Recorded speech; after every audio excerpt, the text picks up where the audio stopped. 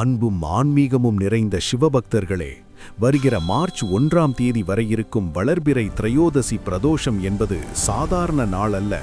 சிவபெருமானுக்கே மிகவும் உகந்த நாள்.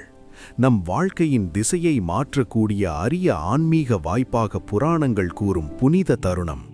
ஆகையால் இந்த நாளை அலட்சியமாக கடந்து விடாமல் முழு விழிப்புணர்வுடன் அனுசரிக்க வேண்டும். பிரதோஷம் என்பது திரையோதசி திதியில் சூரிய அஸ்தமனத்திற்கு முன்பும் பின்பும் இருக்கும் புனிதமான காலப்பகுதி.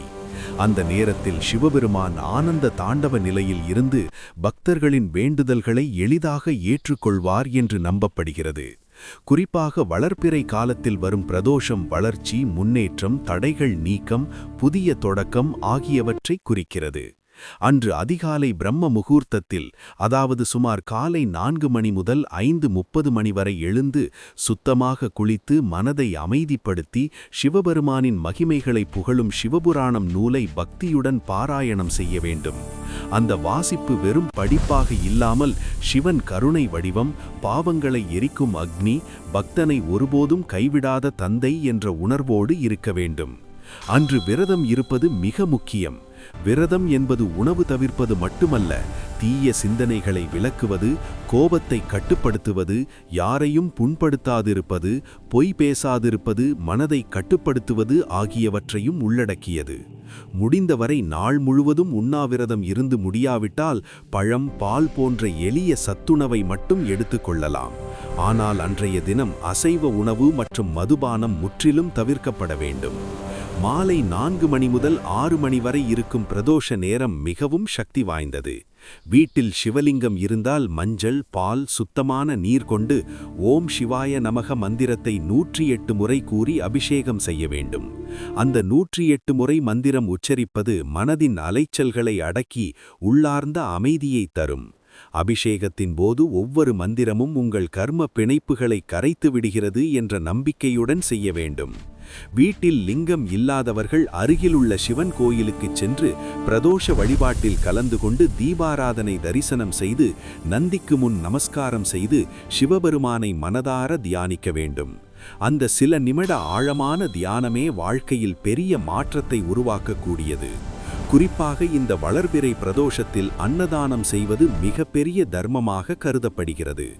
ஒருவருக்காவது உணவு வழங்குவது பசியை தீர்ப்பது கருணையின் உச்சமாகும்.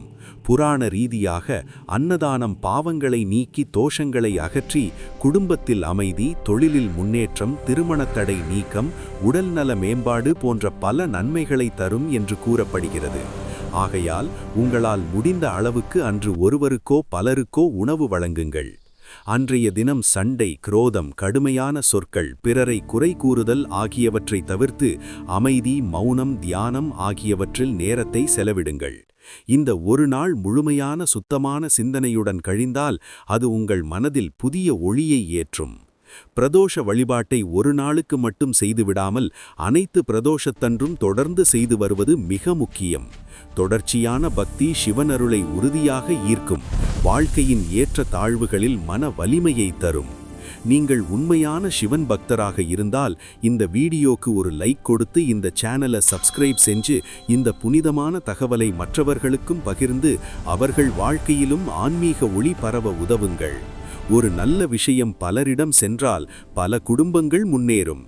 ஆகையால் இந்த வளர்பிறை திரையோதசி பிரதோஷத்தை தவறவிடாமல் பிரம்ம முகூர்த்த எழுச்சி, சிவபுராண பாராயணம், விரதம், மாலை பிரதோஷ அபிஷேகம், அன்னதானம், அசைவம் தவிர்த்தல், மனசுத்தம் ஆகிய அனைத்தையும் முழுமையாக கடைபிடித்து சிவபெருமானின் கருணை அருளை பெற்று உங்கள் வாழ்க்கையில் நல்ல மாற்றத்தை வரவேறுங்கள்.